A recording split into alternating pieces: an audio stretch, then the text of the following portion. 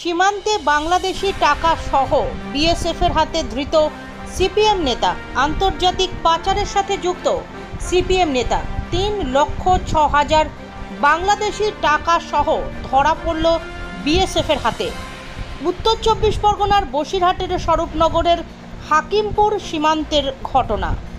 জানা গিয়েছে, গত পঞ্চায়েত ভোটে সিপিএমের পঞ্চায়েত সমিতির প্রার্থী শহীদুল ইসলাম নামে ওই পাচারকারী গায়ে জড়িয়ে 3,60,000 বাংলাদেশি টাকা ভারত থেকে বাংলাদেশে পাচার করার চেষ্টা করছিল।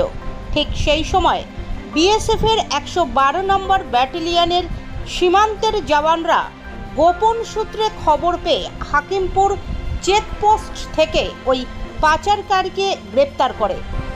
জানা গিয়েছে, পাচারকারীর নাম শহীদুল ইসলাম। তার বাড়ি স্বরূপনগরের বিথারি হাকিমপুর গ্রাম পঞ্চায়েতের বিথারি এলাকায়। ভোটের আগে আন্তর্জাতিক পাচার চক্রের সাথে জড়িত সিপিএম নেতার কাণ্ড দেখে চাঞ্চল্য ছড়িয়েছে গোটা স্বরূপনগর এলাকায়। আমি দুলালচন্দ্র ভট্টাচার্য, স্বরূপনগর পঞ্চায়েত সমিতির জনস্বাস্থ্য কর্মাধ্যক্ষ এবং স্বরূপনগরে বর্তমান লোকসভা নির্বাচনে যে কমিটি হয়েছে সেই কমিটির চেয়ারম্যান। তাছাড়া বনগাঁ সংসদীয় জেলা কমিটির সহসভাপতি।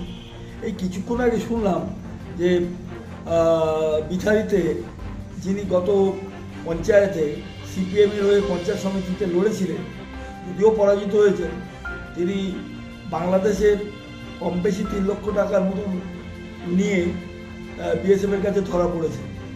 এবং আমরা অবাক হয়ে যাই, এত কড়াকড়ির মধ্যেও এই টাকা, বাংলাদেশের টাকা কীভাবে এপারে চলবে, মানে ইন্ডিয়াতে চলে এলো। যাই হোক, তাকে ধরে প্রশাসন হাতে তুলে দিয়েছে, তেঁতুলিয়া কাস্টমের কাছে বিএসএফ তুলে দিয়েছে।